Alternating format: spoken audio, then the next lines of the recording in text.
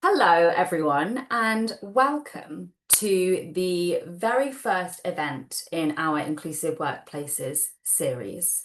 So we're halfway through Thursday. Well done. Your day might have already been too much, so take a second, shake off your last meeting, close your emails, set yourself to do not disturb, and if you can, just take the next hour just to be here with us on this call. To kick things off, I want to know what brings you here today? What brought you to this conversation? Drop your answers in the chat, whether you're here to learn, you want to lead change, or maybe you just want to listen and observe. You are very welcome here, and I'm genuinely excited to have you joining us today. And I'm just going to have a look and see what some of these responses in the chat are. So someone's interested, best CPD ever. Thank you, Alexandra. That's nice. What a compliment. Someone's here to support their colleagues. Wonderful. We love to hear that. To improve my knowledge and support staff better. Lots of improving knowledge. Wonderful. Keep those answers coming in. I'm sure everyone on the call is generally interested in knowing why everyone's here and why we're rallied together. Inclusive Workplaces, it's not just another new webinar series for your calendar. It's a growing community, essentially. It's a space for anyone who cares about making work more human, more supportive, and more inclusive, especially for individuals who are neurodivergent or disabled. Through live events like this one that you're on now, our monthly LinkedIn newsletter, and our brand new playbook that you will get in tomorrow's follow-up email, Inclusive Workplaces exists to amplify lived experiences and expert voices that turn conversation into action. This whole series is proudly hosted by CareScribe. We're a Bristol-based software company on a mission to make the workplace more accessible, one tool at a time. To achieve that mission, we create and build assistive technology. This includes Captioned, which is a live captioning and note-taking tool that you can use in meetings so that you don't have to sort of hurry to write down your notes. You can stay present and in the moment, and you can also review the conversation afterwards. We also create and build TalkType, which is a super fast, highly accurate dictation tool which works across all platforms and devices, including Mac, Windows, Chromebook, and mobile. And these tools, they're all about giving people more choice in how they work and communicate, because I'm sure you'll agree, access shouldn't be a barrier for anyone wanting to work independently. Next week, we are running a session, another webinar called Accessibility in Action, where we're going to talk through real-world examples of how Captioned and how TalkType can be used in organisations. So if that sounds useful to you, just click yes on the poll appearing on your screen and we'll send you the invite so you can be there. Thanks, everyone. So, oh, I've lost my notes. I've lost my notes. There we go. We're back. We're in the room. You'll be seeing more of those polls actually later on as our guest speaker has some really exciting things up her sleeve. If acquired neurodivergence is not a term that you're familiar with, then I'm not going to give any spoilers because that's what Charlie's here to explain to us today. But before we dive into that conversation with Charlie, I want to hear from you, because something as common as acquired neurodivergence, it really shouldn't be this unfamiliar a term in organisations. So have a think and share in the chat if you're comfortable. Do you know someone, maybe a colleague, a friend, maybe even you, who's experienced a very big neurological change after something like a brain injury, trauma, illness, or a stroke. And while you're thinking about how common these changes might be, I'm going to invite Charlie Hart to join me on screen. Charlie is an experienced CIPD-qualified HR analyst and a popular and influential neurodiversity advocate. She is also multiple neurodivergent, and her experience makes her the perfect speaker for today. So, as I'm sure you will, please give Charlie a warm welcome in the chat. Hi, Charlie. Hi, Claire. Thanks for having Hello. me. Hi. Oh, you're welcome. You're welcome. Really looking forward to your presentation this afternoon. But first, before we go into that, tell me a bit more about you. Where did Ausome Charlie come from? So I discovered I was autistic at the age of 48 and sorry, 42. Yeah, ADHD at 48. But when I discovered I was neurodivergent, I really embraced the neurodiversity paradigm, and so I wanted autism to be a big part of my personal brand rather than some quiet shame or something. So I thought, what better to do than create a persona where awesome with an AU for autistic is part of my identity. I love that. I love that you put that front and center. That's amazing. Well, I'm sure you're going to talk to us a lot more about your journey and your experiences during the next hour. So I'm going to leave you to it, and I will be back towards the end for some time for questions from the audience. Thanks, Charlie. Thanks, Claire. So I'm going to share some slides. I'm afraid they're quite wordy, but please don't spend time jotting down notes because we are going to send them out afterwards as a resource. So it's more about what I say, but there's just quite a lot of information to impart. So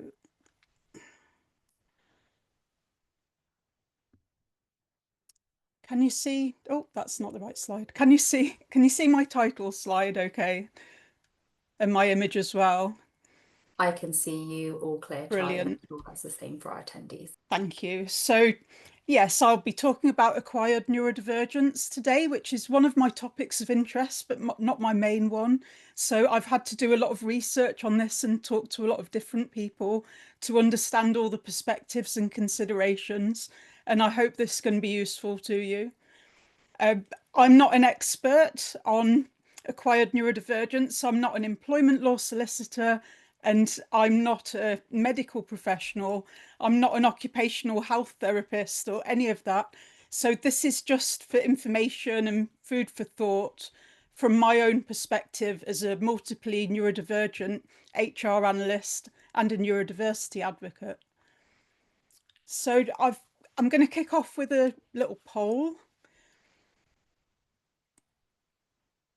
Should pop. Blah, blah. That's a good start. I'm already getting tongue-tied. It should have popped up on your screen now. So what percentage of your workforce do you think might be neurodivergent? Is it less than 5%, between 5 and 10, more than 10, less than 20, more than 20? What do you think?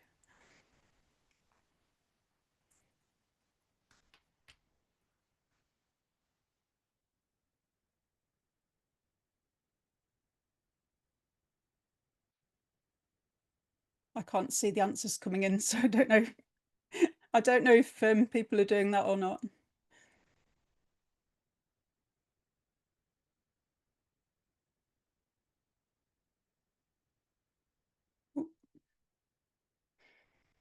So what I'm going to be talking about today, I'll be shining a light on what acquired neurodivergence actually is and running through some of the challenges at work that people experience if they've experienced a neurological change, they have acquired neurodivergence. I'll be sharing 3 case studies that come from lived experience, one of them my own. Aha, is the poll result great? I wasn't sure how long that would take. So 44% of you are currently saying that more than 20% of the workforce are neurodivergent. So let's just see if that changes as I go through this content. I'll be discussing ideas of how you can help, whether you're in HR or a line manager or a colleague, a teammate, uh, anybody can help, and why this is important, why this matters. So if we talk about neurodiversity inclusion in the workplace, we always want to look at the business case, and it's usually more than just it's the right thing to do. And then we've got 20 minutes at the end to have a discussion, so we can have questions and answers. You can type those into the chat or the Q&A at any time while I'm talking, but I can't see it, which is great because I have ADHD and I'm very easily distracted. But they will be posed to me at the end after my presentation. So what is neurodivergence? Neurodivergent and neurodivergence, these were coined by Cassian Sasamusu around the year 2000. So it's basically, they said that it's a label we can use to reflect when people are neurologically different from typical. So yes, this can be people with innate neurodevelopmental differences like autism and ADHD, people with learning disabilities, but it also expressly included people with mental illnesses, people with diseases and autoimmune conditions that affect the way their brains work over time, people with conditions like cerebral palsy, dementia, stroke. They basically intended this to be a tool of inclusion rather than something that needs to be gatekept. So it does expressly include mental illness, and it does expressly include things like Parkinson's and stroke and brain injury. So this is just some of the ones that I came up with myself when I started to think about this. And the reason that I've got an image there that is a brain, but also it's showing the brain stem and part of the central nervous system, that's because neurology, it's not just about the brain. So it's about how our minds work, but also our bodies work as well. So the central nervous system, it governs our motor neurons that help us move, and it affects our senses and how we perceive things, how we process inputs. It's not just about how we think, it's how we experience the world and how we move through it as well. So some of the ones I thought of, yes, it includes psychiatric conditions. For me, I've got complex PTSD. Just the complex trauma without the PTSD diagnosis would count. Any kind of accident related brain injury. So my husband had a brain injury from a motorcycle accident. He's ADHD as well, but that caused his filter, his social inhibition, to break down still further. Things like stroke and brain tumor and concussion. And yes, people do continue to work after these, depending on the severity. Parkinson's disease, MS. So I have a friend with MS. I've been supporting her through this. Lupus, I'll talk about spoon theory and how its creator has lupus. Fibromyalgia and other autoimmune diseases, and even things like long COVID and burnout and menopause. So menopause might not drastically change the way your mind works on its own, but it can exacerbate ADHD and other conditions and anxiety disorders. So it's really, really broad. And Sunny Jane Wise, the lived experienced educator over in Australia, they came up with this smorgasbord of neurodivergent traits and categories. And I'm not going to read it all out, but I'm linking in the resources, their website, and please do have a look at that. So it's really common. It's just not talked about very often. And many people experience functional changes without recognizing it as being neurodivergence. They might just say that it's stress or getting older. They might say it's just my menopausal brain fog. They might call it a dizzy blonde moment. There's all kinds of ways that we can be dismissive of these functioning difficulties, but we might not have a formal diagnosis, but we still need the support and acceptance. So it's not rare at all, but often overlooked. So bearing that in mind, could we have the second poll, which will ask the same question again, but now that I've talked about how broad this is and the different ways that one can identify as having an acquired neurodivergence, I'm interested to see whether your answers change.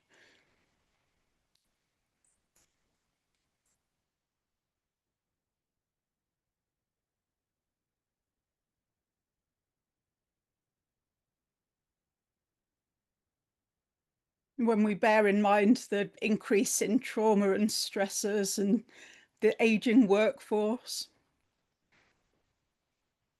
and even the younger workforce, the Gen Z and the Gen Alpha, who may be more willing to disclose their differences because they're more likely to have the language and the tools to advocate for their needs.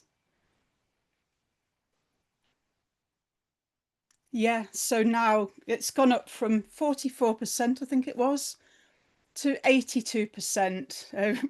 Wow, yeah, so that really makes you think, obviously. So and what can help or hinder us if we have a neurological change, any kind? It could be a stroke, it could be developing a psychiatric illness, but any kind of change to the way our brain works and we return to work.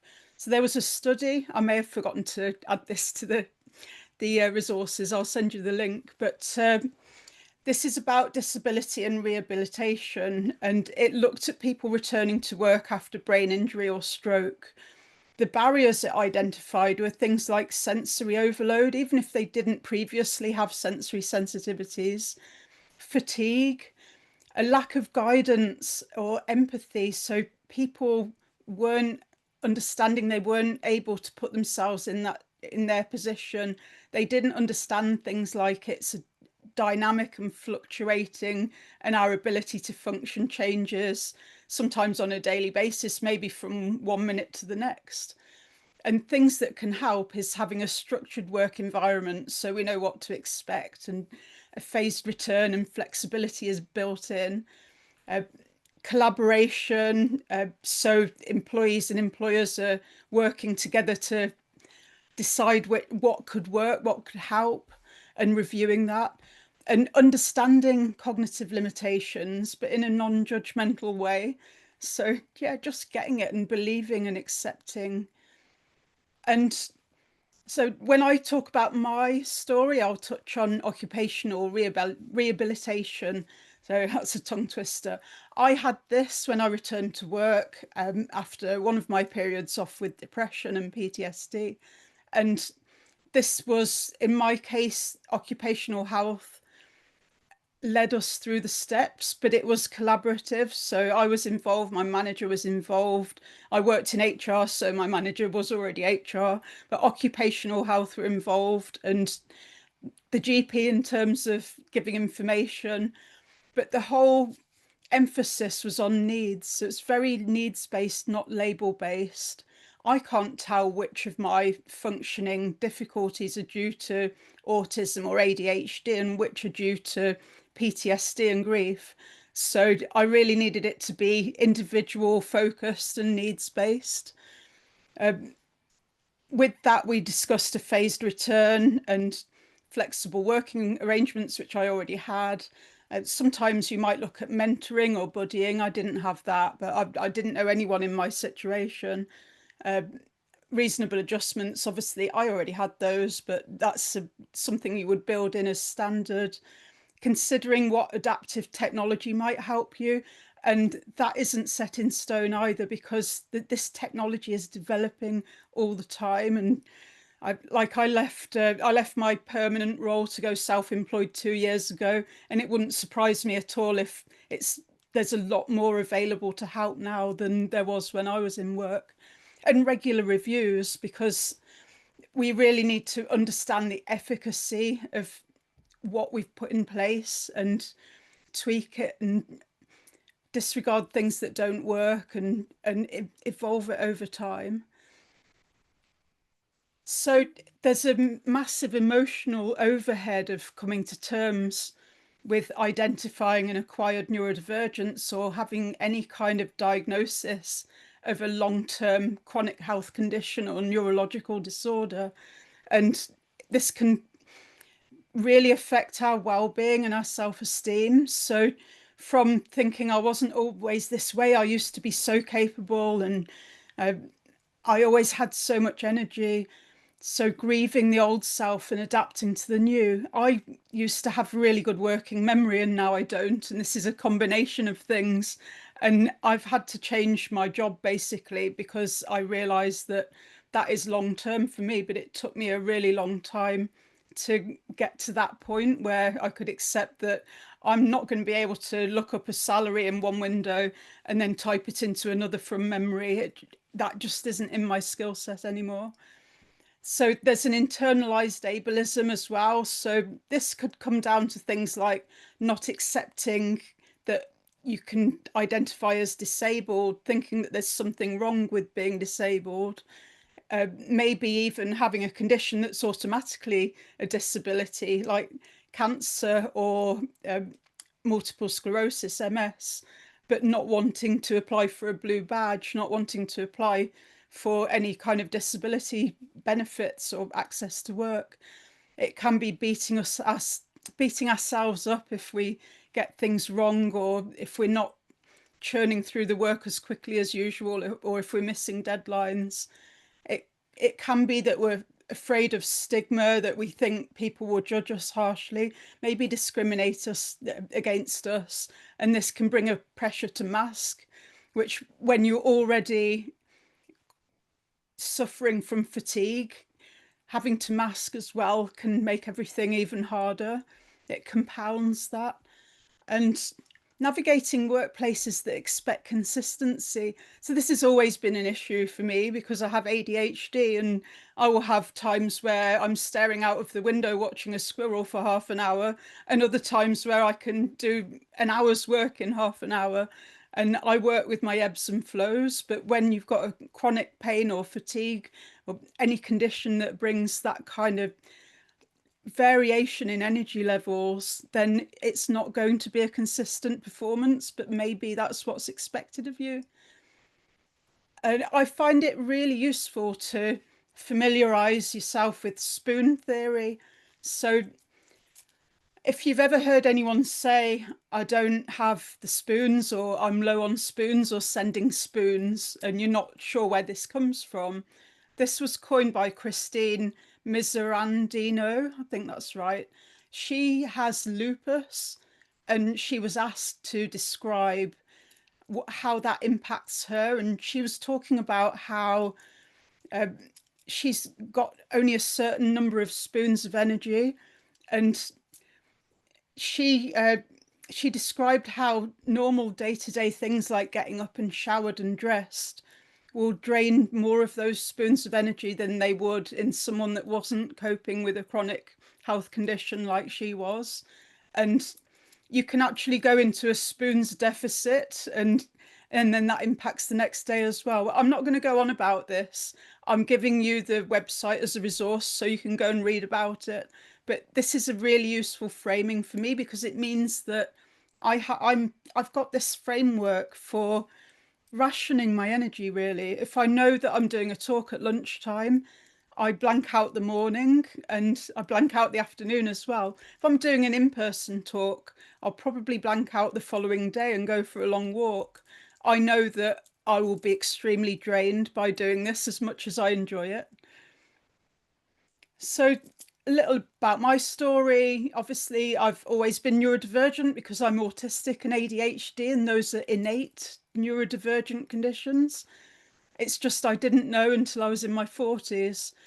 So I already had reasonable adjustments in place at work for autism and already suspected ADHD, although I didn't have adjustments for those. I actually already had adjustments for having generalized anxiety disorder, which is what I thought it was before I realized I was autistic. So every time I've made a new discovery about what's actually going on with my neurotype, with my neurology, I've been able to tweak those reasonable adjustments in collaboration with my managers. So a couple of years after I realized I was autistic, I was diagnosed with complex PTSD as well.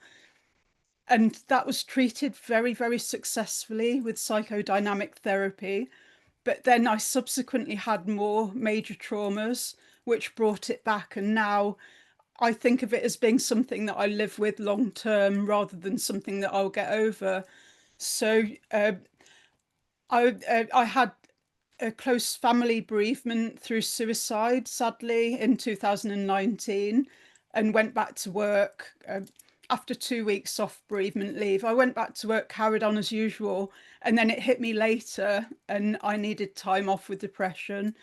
And then I went back to work, but reduced hours, and then it hit me again. So I went from being a super reliable employee that was never off sick and was constantly there and always meeting deadlines to someone that could really no longer work as a one-man band as the sole HR systems analyst.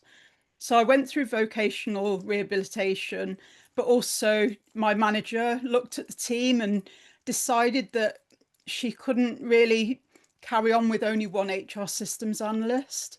So they did a bit of a restructure, and the colleague from the IT business application support team who had covered my sickness was then brought into the HR team on secondment to help fill that gap on a longer term basis, and then eventually made permanent.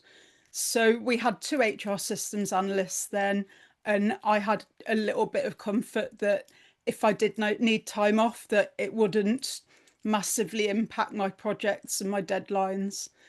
And this went really well. I stayed there another 3 years, but it was massively exacerbated by menopause. So I did end up leaving that job and going to a different one. But that's one where I discovered that the PTSD triggers were actually even worse. So it was a company that meant really well, but they didn't have many policies in place for things like reasonable adjustments. And they meant what they said, but it was very under-resourced. So I ended up going self-employed, and now I've got various adaptive technology and support through Access to Work, and I've never looked back, and I'm really happy. So the flexibility and the change to structure really helped me, but there were tokenistic approaches that didn't. So managers who wanted to support me, but then expected me to sit in a project team room where everyone was speaking on Teams meetings at the same time, and there was a really loud air conditioning. And if I tried to sit in a more sensory friendly environment, I was made to feel like I wasn't being supportive of the project team and that kind of thing. So it's almost like they'd put things in place, but they didn't really mean it. So this one's anonymous, partly because I can't remember her name. So I've worked with this individual in the past. She returned to work after a stroke. The charity was extremely under-resourced. This is a long-term valued employee, so there's a skills shortage in this field. It's hard to recruit. The salaries weren't great. Retention was a problem, and they wanted to hang on to this person, and she really wanted to stay. But she returned with hearing loss and chronic fatigue and executive functioning difficulties that she didn't previously have. And she had an Access to Work grant, which gave her a state-of-the-art hearing aid, which had technology with it, which meant that it could caption meetings, and I can't remember exactly what, but she was able, with a piece of software, to use this hearing aid and participate in meetings pretty much as she was before. But unfortunately, she raised a request to have that installed on a laptop, and she was told no. So it's really important that it isn't just HR and the line manager that know about the importance of reasonable adjustments and also the legal and moral imperative. It's got to be everyone that you come into contact with. And that doesn't mean that we need to go around telling everybody about people's diagnoses and disabilities, because that would be an invasion of privacy, and it would contravene GDPR and all kinds of things. But it does mean that people need to know that if there's things that people need to help them in their role, that you just don't automatically say no. Now, we formed a neurodiversity network, so like an employee resource group there. There was one for learning difficulties, but we made it broader and called it accessibility, and it included neurodivergence as well. And in that meeting, she raised this issue, and the HR people in the room were like, oh, no, no, you can't, we're not having this. We'll go and sort this out. So we were able to do practical support as well as that mutual support that you can get in employee resource groups. So I really, really encourage companies that don't have one of these to create one. It solves so many issues. So this is one of my friends, Phil Jerky. He's now a comedian. He has Parkinson's disease. It is part of his comedy act, but this is self-deprecating humour, not punching down. But Phil was diagnosed with young onset Parkinson's disease at the age of 36. And I asked him what they could have done differently at work to help his return to work. And he told me, I only took a day or two off after diagnosis, so I didn't return to work. I kept going. This was a major upheaval for him and something that he really needed time to process and come to terms with. So he really could have done with a longer period of time off work, with speaking to others in a similar situation, with this vocational rehabilitation that I mentioned. But he didn't get any of that. He just ploughed through.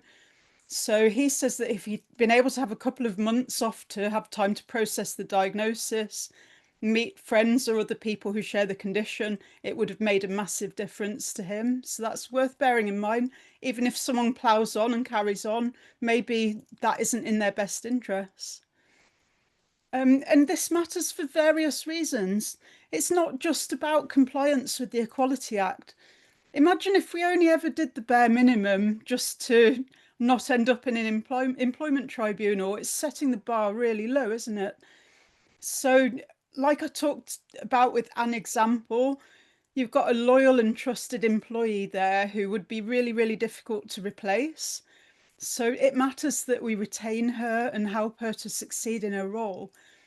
There'll be people with knowledge that would be very difficult to bring a replacement up to speed on. So it's really crucial to retain your knowledge workers.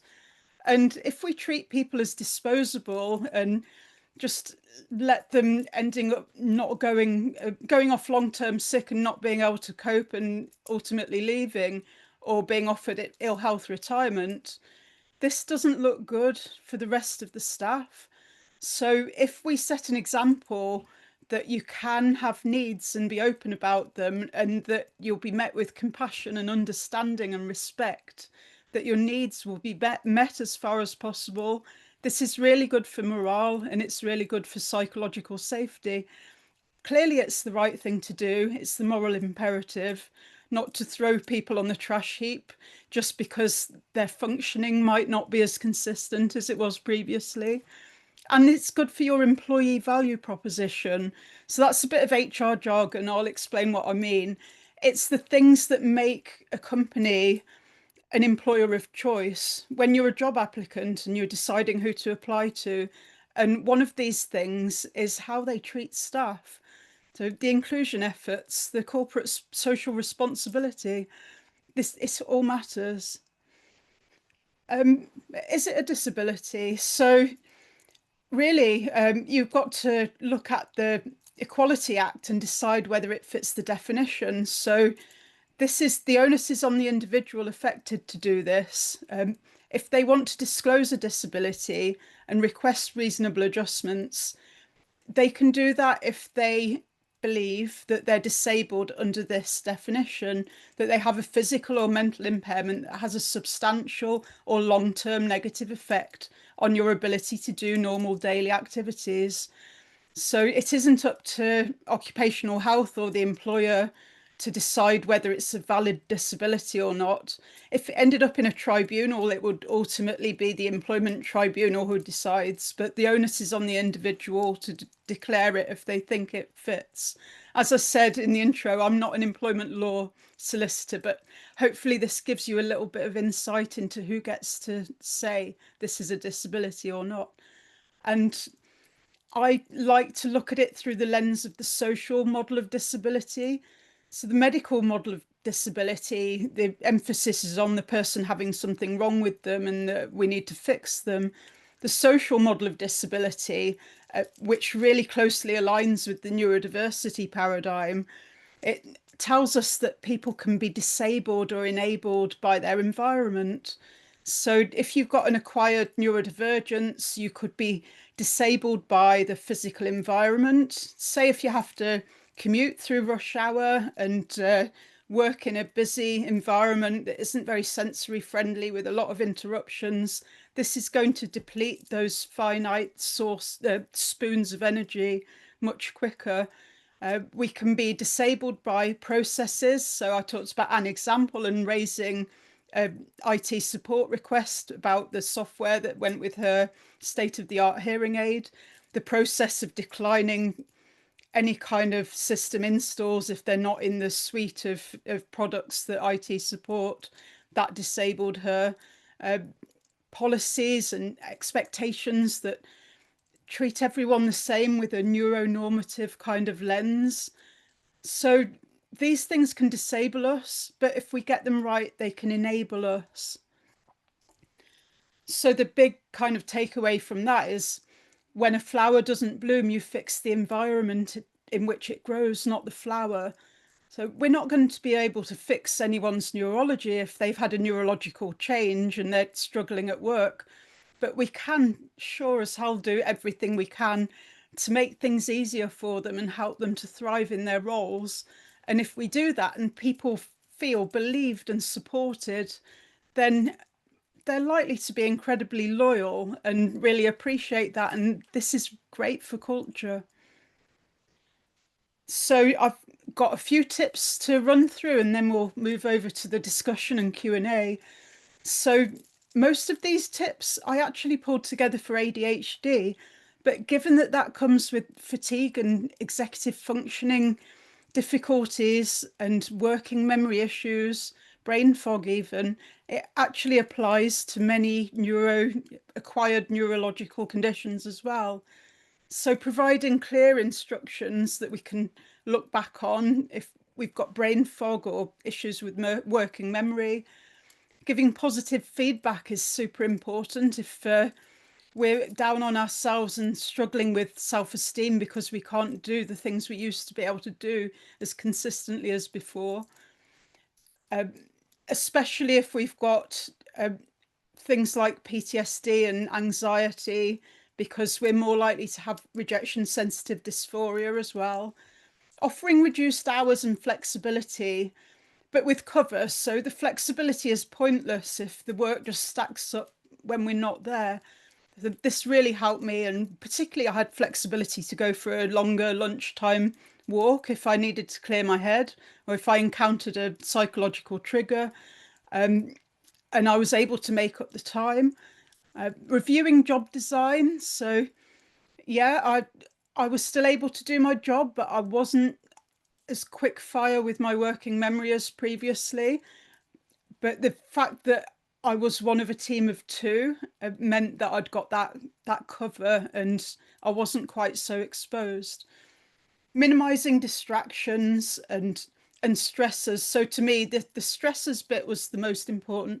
I couldn't be in the office if there was really low morale and if anyone was incredibly depressed and struggling to cope, because one of my PTSD triggers was feeling super responsible for the mental well-being of people around me. This is something that can come with being a survivor of bereavement through suicide, as I am, but also with the complex PTSD I already had from my upbringing and beyond. So I needed protection from that kind of stress. Assistive technology, captions, AI note takers, make good use of these. There's one of the most disabling things to me towards the end of my HR career was being in projects where all the actions were delivered by verbally in meetings. And then I was struggling to was it this or that or the other? I couldn't remember, and especially if I went straight into another meeting and I didn't have time to write it down. An AI note taker could have summarized that meeting and given me the actions. It would have been really helpful. And training managers to be open-minded and approachable and compassionate and respectful. So this is the psychological safety. We need to create cultures where people feel safe, and they actually are safe, to be open about their struggles, their needs, their ideas, and to trust that they'll be met with respect and taken seriously. Thank you for listening. You can follow me on social media. I'm most active on LinkedIn. I also have a newsletter on Substack. I have a YouTube channel and various blogs on my website as well. And I'm on Facebook. I'm on everything as Ausome Charlie with an AU for autistic. Thank you. Back to you, Claire. Wow. Thanks, Charlie. I know you weren't keeping an eye on the chat, but there was so much great discussion happening there. And also just lots of thank yous coming in from all the attendees on the call as well. So thank you for sharing your journey and your tips and your advice. We've got some time for questions. There's a couple in the Q&A. Sue has asked, oh gosh, there's lots of different questions coming in. I've got to keep track. Sue has asked, can acquired neurodivergence be temporary or is it always permanent? Which is a great question. I'm curious to know the answer to that.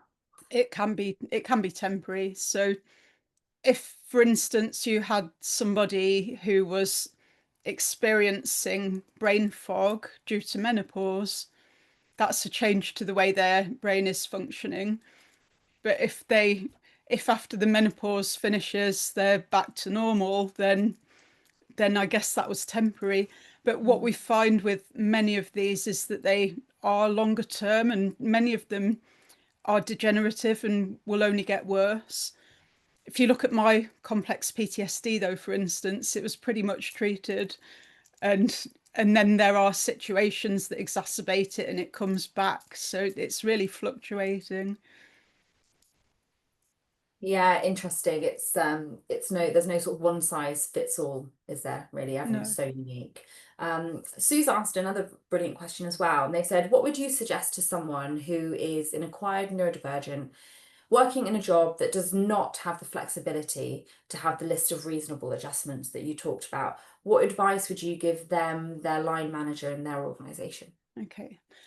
So what I'm straight away wondering, when you say there isn't the flexibility, is that because it's impossible to build flexibility into that particular job, or because it's a bit old school and the leadership don't like it?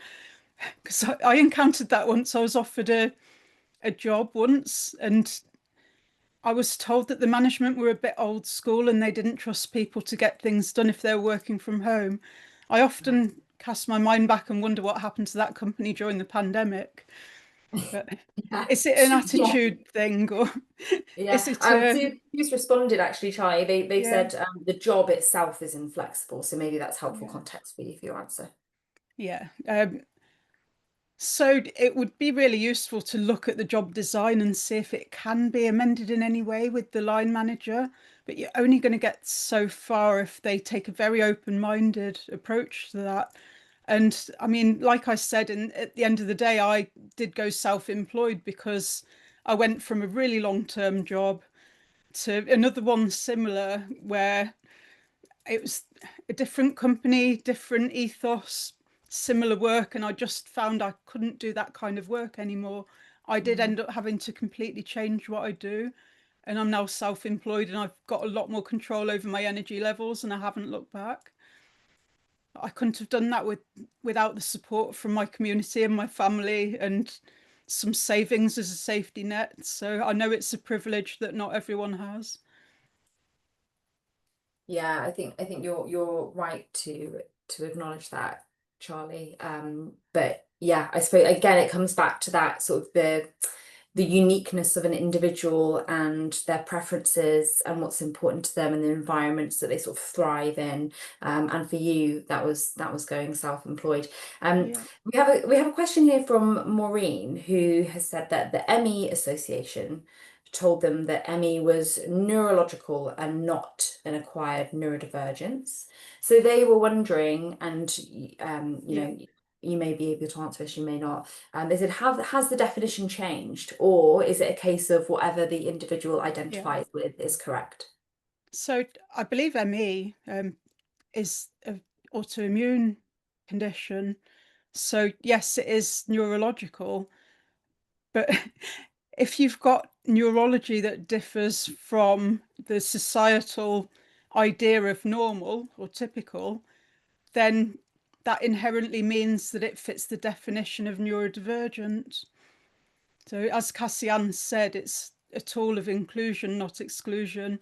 So anything can count and we shouldn't be excluding anything. Yeah, I agree. It's that inclusive part that we Yeah. should all be It's not paying a attention. neurodevelopmental difference like autism or ADHD, but it's certainly a change in the way that the neurology is wired from typical. Mm.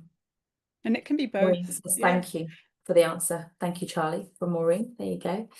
Okay, we're getting some really great flow of questions in. I will encourage you, keep adding them in, and we'll get to them. We've got the time. So someone has asked, oh, it's quite a chunky question. Let's have a look. So the situation they're describing is that you have a report who needs reasonable adjustments, perhaps reporting into a line manager who also needs reasonable Yeah. adjustments. And this person has said, I never see any advice about how you work around this when both parties have requirements.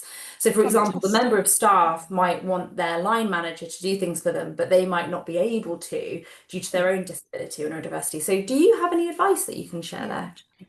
So what I like to do in this kind of situation is forget all about the word disability, forget about the employment legislation, forget about reasonable adjustments.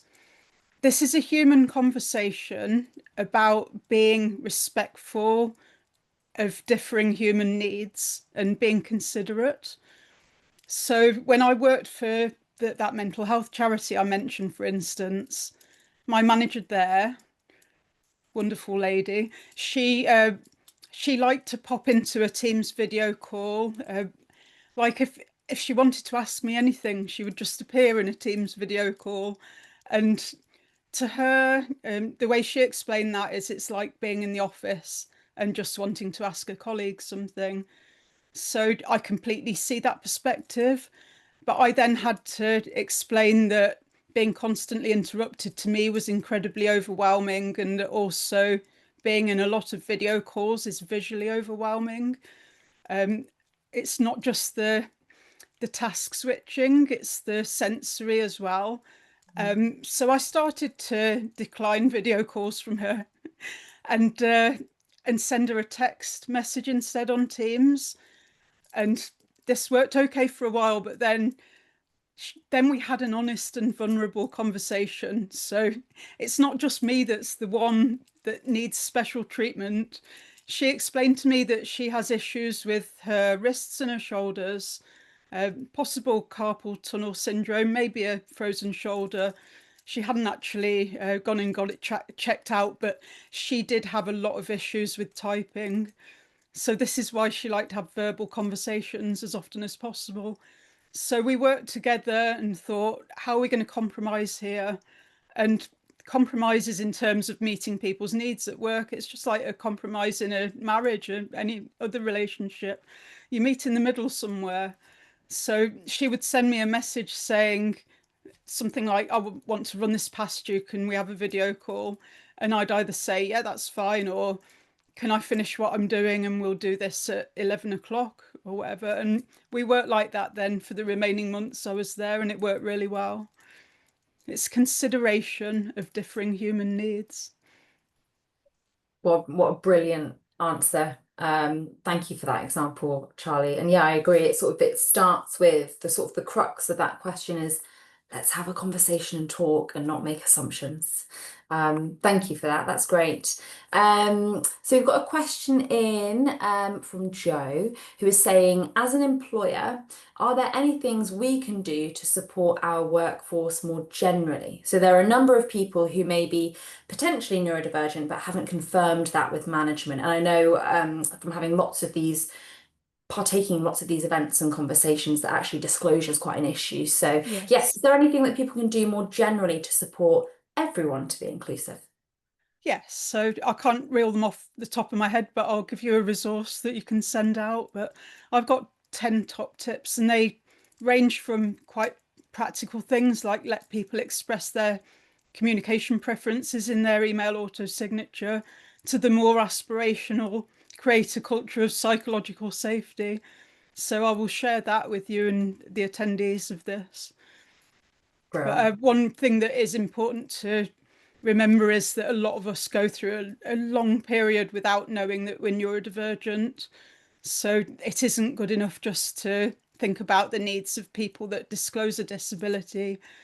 There will be a lot of people with needs, and that really became evident in the pandemic when people were juggling the competing demands of work and homeschooling their kids and looking after everyone's emotional well-being and safety. So Mm. yeah, we need to think about all human needs. We don't have special needs, we have human needs. Everybody does. Let's help everyone to thrive in their roles. That should go on a t-shirt, Charlie. That was a brilliant quote. That reminded me of a conversation that I've had historically as well. We talked about sort of assistive technology in organizations rather than asking people to sort of hand raise and request access to a specific Mm, tool, like ours captioned an AI note taker, talk type dictation software, rather than asking people to, if they can have it, just give everyone a license yeah, as you join, yeah. give everyone a license like you would to Zoom or something like that, Well, and then no one has to hand raise and it's just for everyone. yeah, I forget which friend of mine, I think it was Holly Foxcroft, who said that she'd worked somewhere where there was a building site outside, so there was a big tub of foam earplugs. You didn't have to ask for a set of foam earplugs if the noise was bothering you. It was just there and you could just help yourself to it. Yeah, nice, nice. I love that. Right, we're coming up to time, so we've got a few questions left. I would encourage people, you can upvote questions. So if there's any on there that you really want answered, just give it a little thumbs up and I'll make sure to prioritize. So a question here from an anonymous attendee. They said, thank you for your presentation. Do you have any advice on employment law firms that can support with neurodiversity discrimination at work? Yes, there's two that I know of, Thrive Law and Tiger Law. They're both run by neurodivergent solicitors. And the legal profession isn't that accessible for neurodivergent people, to be honest. So I'm glad these are springing up. And there's a neurodivergent solicitor called Mandy Orlak. I think that's Aulak, who I recommend as well. She's been on Matt Gupwell's podcast talking about employment legislation and neurodivergence, and she's very good. So I could pop these names in the resource list as well. Bro, there's going to be so many resources. I love it. Okay, I'm going to pick one more question. They've both got the same amount of upvotes. So unless that changes in the next 5 seconds, I'm going to pick one. Right, here we go. A question from Monica. They have said, any suggestions on how to approach a difficult conversation about neurodivergence at interview stage? Oh, as a manager, as a hiring Yeah, manager, yeah, yeah. yeah. Any advice there, Charlie? Yeah. So, is this someone disclosing a neuro condition, or I, yeah, trying to get my head around why the conversation would be difficult. That's good. Yeah, Yeah, maybe they can put some more context in the chat. The yeah, assumption I made was from the point of view of the hiring manager. But yeah, if you have any other context for that, please do share it in the yeah, chat so that Charlie can give their best answer for you. yeah. So it's there are so many biases that disproportionately impact neurodivergent people in the recruitment process. So it can be down to being harshly judged for our verbal and non-verbal communication style, all kinds of things. So we can be more honest than a typical job applicant. And yeah, don't ask us questions like, what are your weaknesses? If we're going to be honest and others wouldn't, break down questions into manageable chunks. But I Yeah. don't know why something would be difficult. I recall we've done lots of these webinars now and have lots of brilliant speakers just like you, Charlie. And we did one, I think last year, with the team from AXA, which was on inclusive recruitment. And all of these past webinars, by the way, are on the CareScribe website. If you go search for CareScribe online, head to the events section. We've got all of the recordings just like we will today. So I would encourage you to go and have a look at those past webinars, and particularly the person that asked that question, because if you find the event with AXA, I think that will give you the answers that you're looking for. So Charlie, I'm going to wrap up now, but is there one key takeaway that you can share from the last hour? Please do so now. Share it with our attendees. Yes, inclusion is just being considerate about different human needs, and people with acquired neurodivergence deserve acceptance, support, and respect. Our brains change, so expectations and support needs change with them, and we need to keep up. Brilliant. Thank you so much, Charlie, for just being so candid about your experience and talking to us for the last hour. We really appreciate it. I've loved having you on this call. I'm going to invite you to turn your camera off whilst I just wrap up the webinar. So thank you to Charlie, obviously, but thank you to all of you for your time and attention for the last hour. We'll be back in November for the next Inclusive Workplaces event, so keep your eyes peeled for what's next. Until then, you can get your Inclusive Workplaces fix from our brand new free Inclusive Workplaces playbook, which should be appearing in the comments now, or it will be available to download in tomorrow's email. And don't forget, we also have a monthly newsletter where we share practical tips and advice on all things inclusion. And you can find that by searching for CareScribe on LinkedIn. So thank you so much once again for joining us for this call. I've really enjoyed it. And I will see all of you in November for the next event. Thanks very much.